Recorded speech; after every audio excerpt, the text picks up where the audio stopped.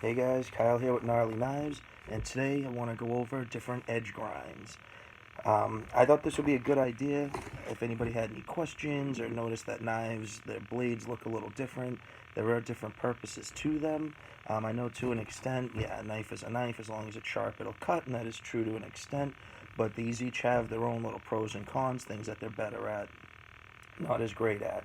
So what I have here are 5 different edge grinds, or 5 different knife grinds rather.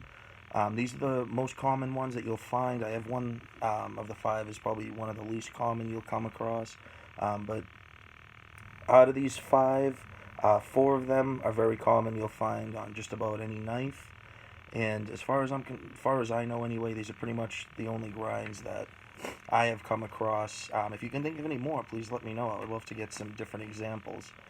So just to start off, I'll hit the ground running. So this is probably the least common that you'll come across. This here is the chisel grind. It's pretty self-explanatory why it is that.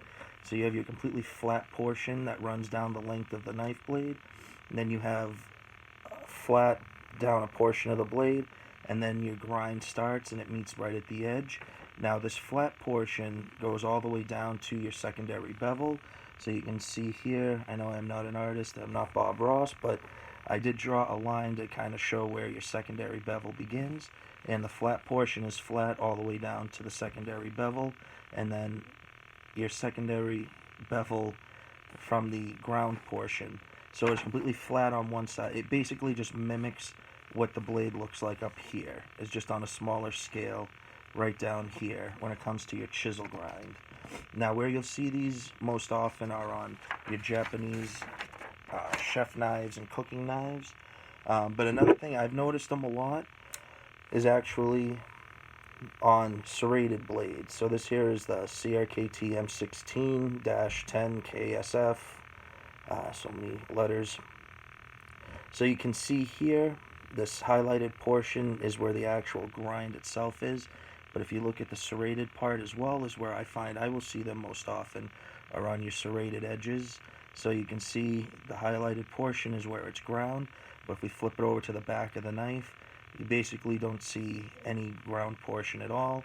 You can see very tiny bit here, but this here there isn't a bevel layer. This is just where they remove the burr with their buffing wheels and stuff, so it just took the coating off there. But there is no bevel here, and with the serrated it is the same. It's just straight flat the whole way down.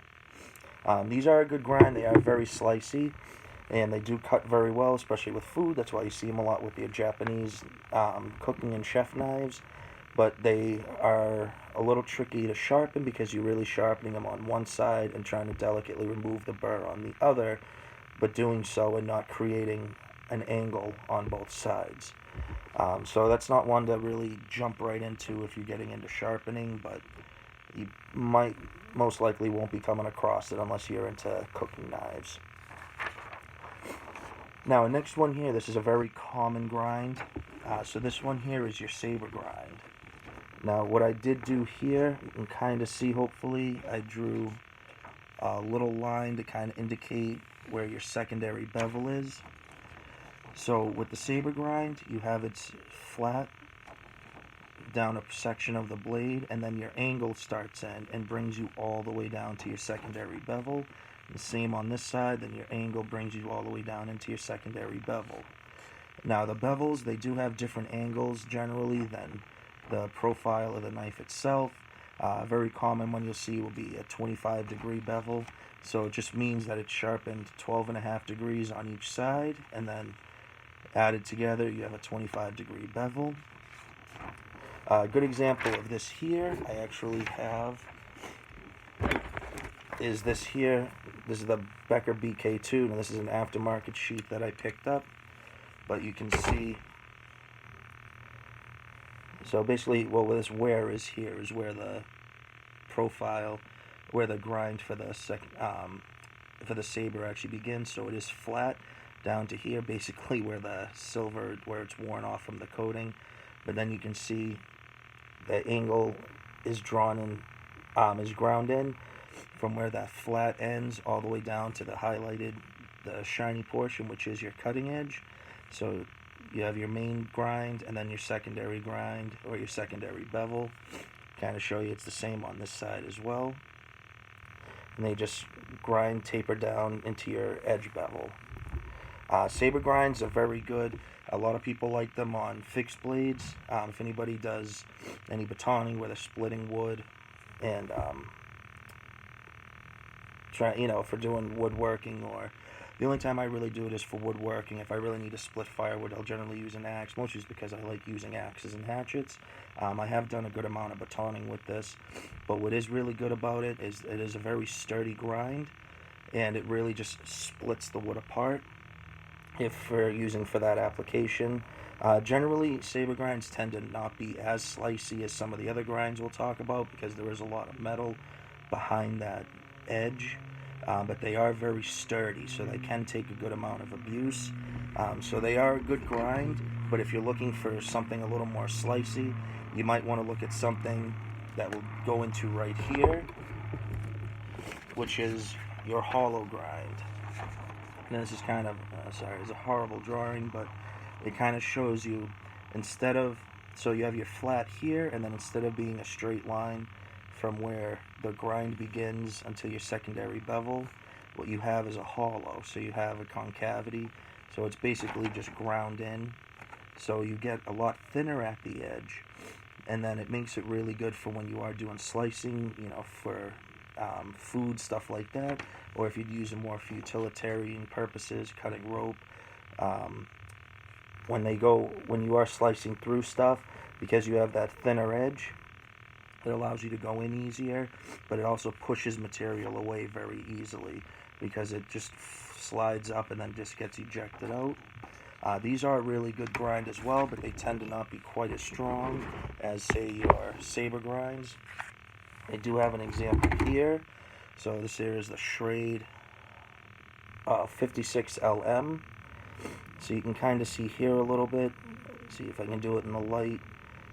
So you have the flat portion, then it goes into your hollow grind. So you can kind of see where I'm moving it in the light, where it is a bit of a concavity in there.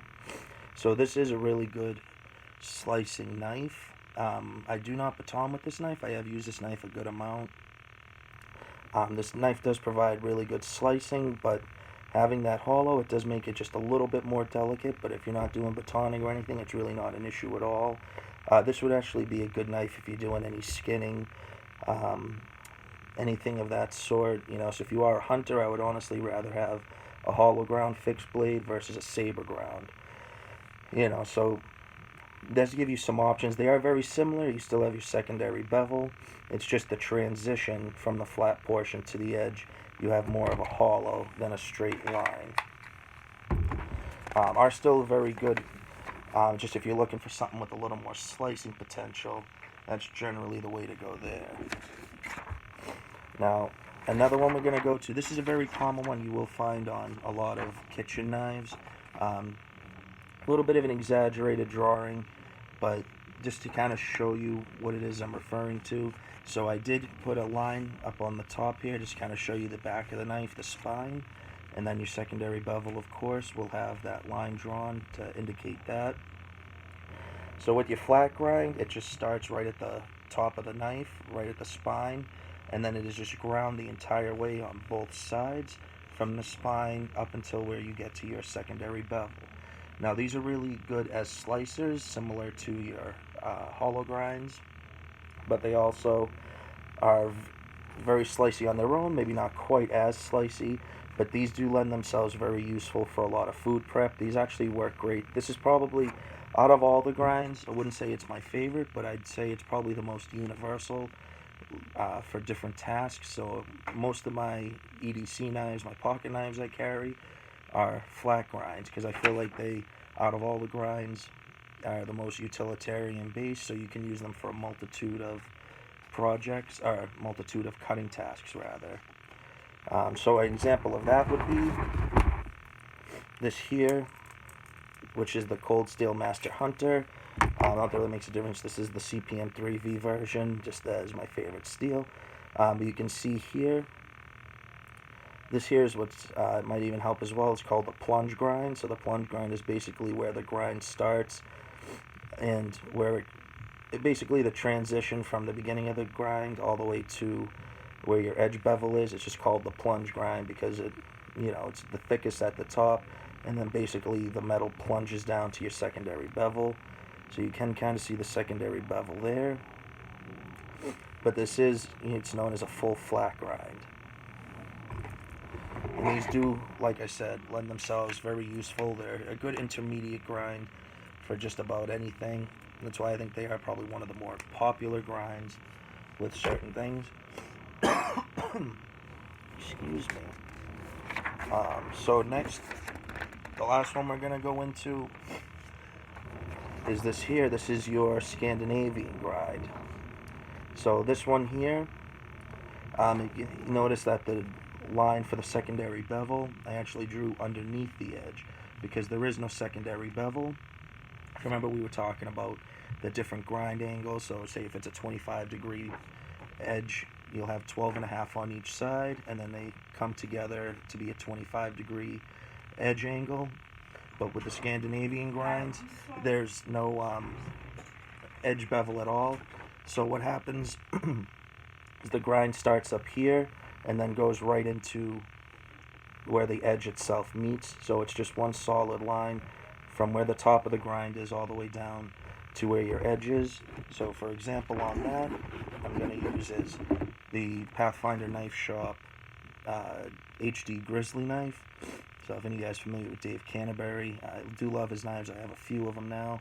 But you can see here, so this top portion where it's all black is the flat, and then it moves into here, but there is no secondary bevel. This is just a straight zero grind, so it just starts right where the black is and goes all the way down to the actual cutting edge, and there is no secondary bevel. These lend themselves great for wood carving and using natural materials. The only downside with these, I would say, is just that they tend to be a little more delicate. Now, there are some other subcategories of some, so you have your Saber grind, they have high Saber grind, stuff like that. I actually talked a little bit about the high Saber grind in the Benchmade 560 review, where there it's just, instead of starting, a lot of Saber grinds will usually start about halfway down the blade. So instead of starting here and going down, the high Saber will start a little bit further up, usually be 2/3 or 3/4 the way up, where the grind will start, and then work its way down. But that's basically it there. I do hope this information was helpful. Hope you guys got some good, hope you guys got some good ideas as to what the different knife grinds are for, some might be better at than others. There really is no wrong way to go. I mean, like I said, kind of joking in the beginning, as long as it's sharp, it'll cut, and that is true. But different grinds will lend themselves better for different tasks. And then, like I said, with your flat grind, it's a good in-between where you can kind of, it's not great at all the tasks, but it's pretty good at all of them, if you will. It's the master of none, but jack of all when it comes to the knife grinds. So now I hope you guys got some good info on this. I hope you did enjoy the video. Let me know what you guys think. Do you guys agree with me? Do you not agree? That's fine. Let me know. Let's talk about it. Alright, you guys have a good rest of your day. Please remember to like, comment, subscribe, and share the videos. And you guys hang in there and keep carving.